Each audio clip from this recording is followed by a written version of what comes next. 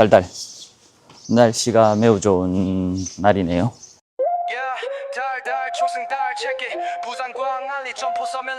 저 광안리 뷰 바다 위 빌딩 손 안에 담아 real estate king 점포동 골목 바이비가 다르지 서면의 밤도 내 계획 속 피스톤의 흐름을 읽어 플랜은 탄탄 공실 걱정 나 임대는 꽉 차 시장에 날리는 my building flex 현금 흐름 cash flow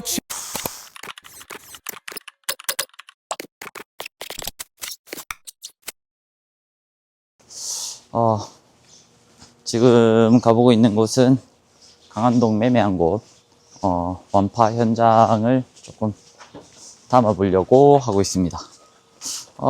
건물 신축하게 되면 보통 내부 철거하고, 그 다음에 이제 그 남아있는 구조물들 철거하게 되는데, 철거할 때 보통 포크레인 오고, 가림막 설치하고, 그 뭐 분진들 예방하고 하기 때문에 그런 것들 조금 봐놓으면 좋고요. 요번에는 이제 해체 신고만 해서 그렇게 진행되는 거기 때문에 조금은 간편하게 좀 진행될 수 있었던 면적이고요.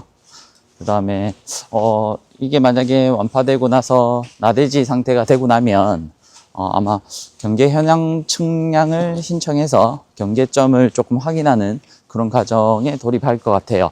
그래서 그때 되면 또 영상에 좀 담아 보려고 할 거고요.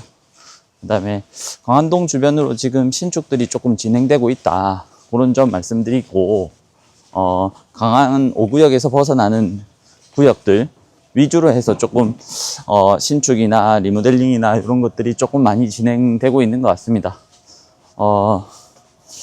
이렇게 나왔는데 날이 너무 좋아가지고 너무 놀러 가고 싶네요.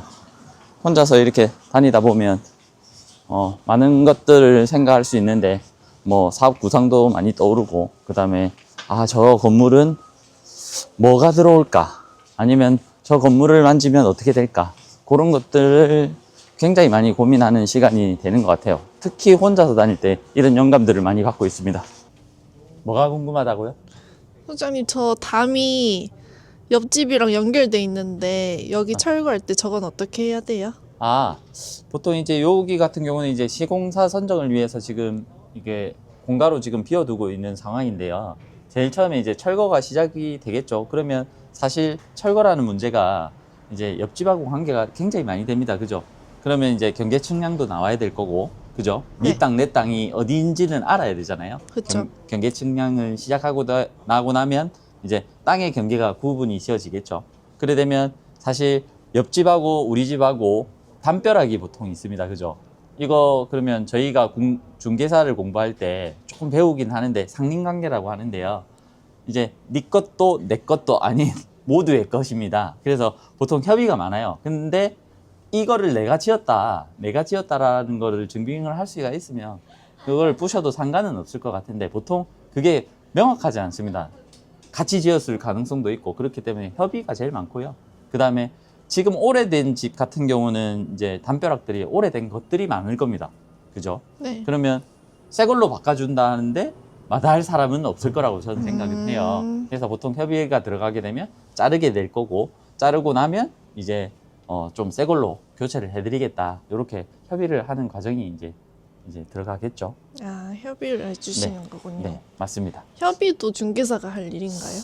그 보통 같은 경우는 저희가 이제 매매를 진행하고 나면 이제 시공사가 선정이 될 거잖아요. 그러면 시공사에서 보통 협의를 하러 가죠. 중개사가 중간에 나서면 사실 곤란한 일들이 많아요. 그럼 옆에 집도 매물 접수를 받을 수 있는데, 그런 상황에서 한쪽 편을 들다 보면 사실 곤란한 일이 있을 수 있겠죠. 그렇네요. 그래서 그런 경우는 협의가 많다. 그리고 시공사가 선정이 되면 시공사에서 협의를 해오는 경우가 많다. 그리고 처음에 기획 잡을 때 담벼락에 대한 부분도 분명히 하고 넘어가야 이게 추가 비용이나 이런 게 더 없을 수 있겠죠. 그래서 담벼락 같은 경우도 이제 옆집하고의 경계는 확실히 구분 지어야 된다. 그리고 그거는 경계 측량을 통해 가지고 구분을 지을 수가 있고, 그 안에 있는 내 토지 안에 있는 거라면 상관이 없는데, 토지하고 토지 경계선 안에 있는 애라고 하면 옆 주인분과 아니면 뒤쪽 주인분과 이게 협의는 필요해 보입니다. 이상입니다. 네. 여기 옥상을 올라와 봤는데 여기 같은 경우는 보시면 아시겠지만 이제 사실 신축을 고려했던 이유가 이거를 리모델링 한다든지 하기에는 너무 오래된 주택이었기 때문에 이게 바닥을 한번 보시면 아시겠지만 바닥 자체도 지금 상태가 그렇게 좋지는 못한 상황입니다. 이렇게 되면 비가 많이 샜을 가능성도 크고요.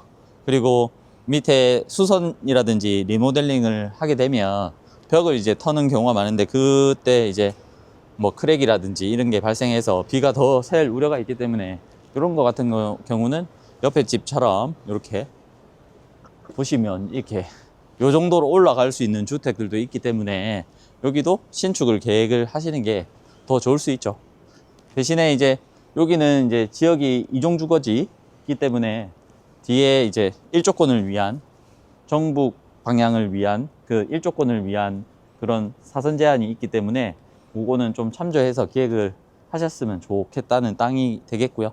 그다음에 땅 모양이 전면이 긴 형태라서 저번에도 앞서 얘기했지만 건축물을 고르실 때 고려할 상황 중에 전면이 긴 걸 선택하는 게 더 유리하다라고 말씀을 드렸었는데 그 상황과 같이 이것도 전면이 길어서 상가로 구획을 했을 때 뭐 2개, 3개 이 정도로 작게 또 구획을 할 수 있을 정도는 되니까 요런 거는 잘 구매하셨다고 볼 수가 있겠습니다. 달달.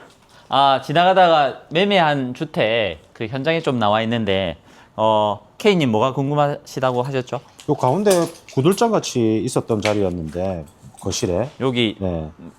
옛날로 치면 요거 텐마루라고 하죠. 텐마루 아니면 마루. 요 밑에는 보통 이렇게 옛날에 그 뭐라고 하냐면 보일러가 안 들어가 있는 곳들이 많습니다. 여기가 주택이 한 67년인가? 그랬던 걸로 기억하거든요. 60년대, 70년대 건물이었는데 그때는 이제 텐마루라고 하죠. 마루 밑에는 이제 보일러라든지 이런 걸 안 깔고 그냥 마루로 이용하고 계시는 데가 많거든요. 그러면 그 마루를 받치려고 하면 이 호박돌이라는 걸 놓습니다. 이게 호박돌 아니면 주춧돌이라고 하거든요. 건축용어로. 그래서 이걸 통해 가지고 요 텐마루를 받치는 형상으로 요거를 놔두놓고 있습니다. 요즘에는 이런 형상들이 없죠. 그죠? 처음 본 것 같아요. 처음 볼 수도 있습니다. 옛날에 한옥들 가보면 이런 것들이 많아요. 그러면 그 나무 밑에 이렇게 호박돌, 주춧돌 이렇게 받쳐가지고 밑에를 올리는, 받치는 형상으로 얘는 땅속 깊이 좀 박아가지고 좀 튼튼하게 견고하게 그렇게 고정시키는 편이고요. 요 현장 같은 경우는 사실 여기가 약간 푹 꺼져 있다 보니까 여기만 조금 이제 하더라도 층고가 엄청 높아지는 거죠. 근데 이거는 뭐 결국에는 신축하시기로 하셔가지고 여기는 뭐 다 지금 철거가 완파가 될 예정입니다. 완파될 때는 제가 한번 와가지고 또 유튜브로 한번 찍어 보도록 하겠습니다. 또 K님 궁금한 게 뭐 있으실까요? 지금 딱 봤을 때 이걸 완파를 할 때 그래도 어떻게 식으로 완파할지 순서라는 게 좀 있나요? 있죠. 처음에 오면 이제 가림막 다 쳐야 되고요. 분진이 날리면 안 되잖아요. 가림막 다 치고, 그 다음에 요런 목재 같은 거부터 일단 제일 처음에 나가거든요. 그래, 지금 현재는 내장재가 지금 다 나간 상황이고, 그 다음에 여기 앞에 보시면 한 50년 된 나무가 있어요. 그래서 이 50년 된 나무는 나눔을 하셔가지고 업체에서 뽑아가시기로 하셨답니다. 그러면 그분들 입장에서는 이제 철거하시는 분은 사실 이걸 뽑음으로써 비용이 발생할 수가 있는데 그 업체에서 이제 뽑아가신다고 하니까 그 어떻게 보면 비용을 또 철거 비용을 또 아낄 수 있는 그런 게 됐죠. 이거 버리려고 해도 뭐 돈이 뭐 한 4,500돈은 나올 것 같거든요. 돌 빼고 뭐 지게차 오고 이렇게 하면 돈이 많이 들기 때문에 그래서 업체가 와서 50년 된 뭐 60년 된 나무는 그렇게 가져가기도 한다. 그래서 그분들은 잘 갖고서 되팔기도 하니까 그래서 비용이 문제입니다. 그래서 철거할 때는 가림막 다 치고 물을 뿌리면서 이제 포크레인 앞에 이제 크래셔라고 하는데 이런 찌개발 같은 게 있어요. 찌개발이 와가지고 여기를 이렇게 씹어서 조금씩 갉아내면서 철거를 하고 철거를 하면서 물을 막 뿌립니다. 물을 막 뿌려서 분진이 좀 덜 나게끔 그렇게 하는 편이고요. 그래서 비 오는 날 훨씬 더 좋아요. 철거 현장은. 왜? 물을 안 뿌려도 되니까. 근데 요거 같은 경우는 뒷집이 다행히 또 비어 있어가지고 철거할 때 조금 민원 같은 거는 좀 줄어들지 않을까 라는 생각이고요. 그 다음에 조금 애매한 게 옆에가 이제 빌라입니다. 빌라에는 이제 민원이 좀 들어올 수 있기 때문에 그런 점은 미리 양해를 구한다든지 아니면 뭐 조금 사람이 없는 시간에 좀 작업을 하시는 게 좋아 보입니다. 이상입니다. 제일 궁금한 건 이제 일반 사람들이 철거를 할 때 이 정도 규모면 2층 주택이잖아요. 네. 기간은 어느 정도 들리고 비용은 한 대략적으로 얼마 들릴까? 1층 요건 단순주택이거든요. 네네. 규모에 따라서 또 달라질 수 있지만 지금 건축물 해체에 관한 법률이 좀 생겼잖아요. 그 중대재해법 때문에. 그렇죠. 그래서 일정 규모가 이상이면 신고, 그다음에 일정 규모 또 이상이면 뭐 허가 이렇게 돼 있잖아요. 해체 허가를 한다든지 해체 신고를 한다든지. 그래서 해체 신고에 해당하면 뭐 감리를 일정 규모 이상이면 감리를 둬야 되고 허가면 무조건 감리가 들어가야 되고. 그래서 규모는 이제 규모에 따라 좀 바뀔 것 같은데 규모가 만약에 뭐 일정 부분 이상이다라고 하면 감리가 들어와야 되는 부분이 있기 때문에 그 감리 비용도 무시를 못 할 거고 그 감리 그 기간은 구청에서 또 정해주기 때문에 요거는 이제 상담이 필요한 부분입니다. 그래서 비용은 이제 천차만별이고요. 요거 같은 경우는 이제 뭐 평수가 한 30평도 안 되기 때문에 요거는 해체 신고로서 지금 가능한 규모고 요거 같은 경우는 이제 신고 비용 뭐 한 100에서 200만 원 그 정도 나올 것 같고 그 다음에 완파 비용은 제가 봤을 때는 한 1,000만 원에서 2천만 원 사이 될 것 같고요. 그 다음에 기간은 한 4, 5일이면 충분하지 않을까라는 생각입니다. 그러면 일단 확실히 매매를 할 때 누가 철거를 하냐, 매수인이냐, 매도인이냐, 이것도 중요한 거래 조건이 되겠네요, 맞죠? 그렇죠. 확인을 해야겠네요.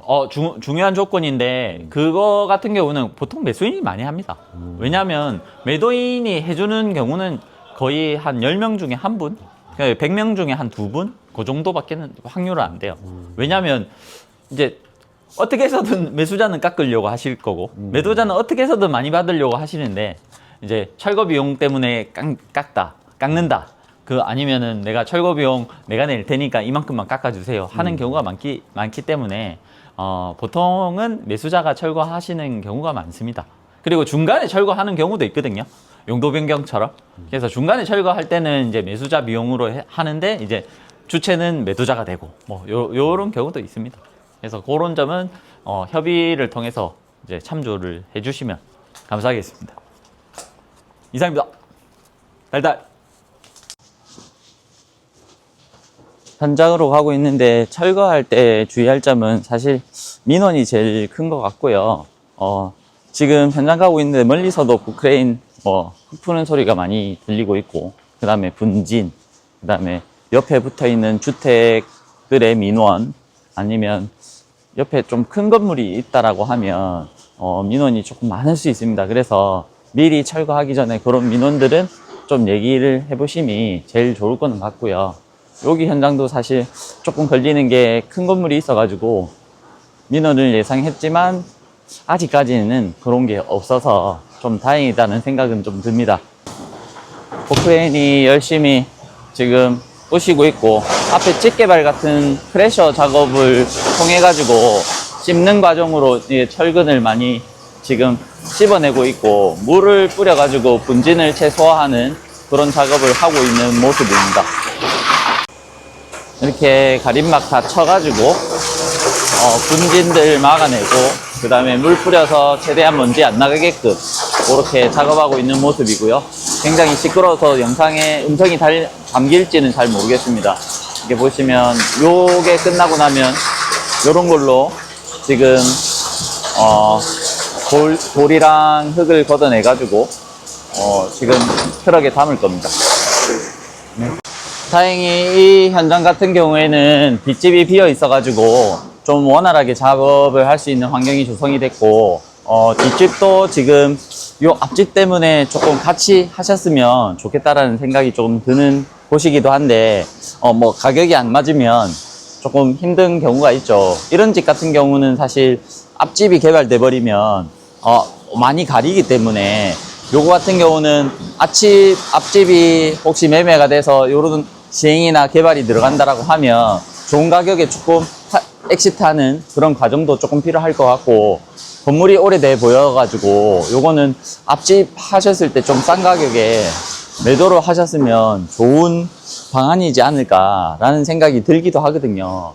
지금 조금 안타까운 그런 생각입니다.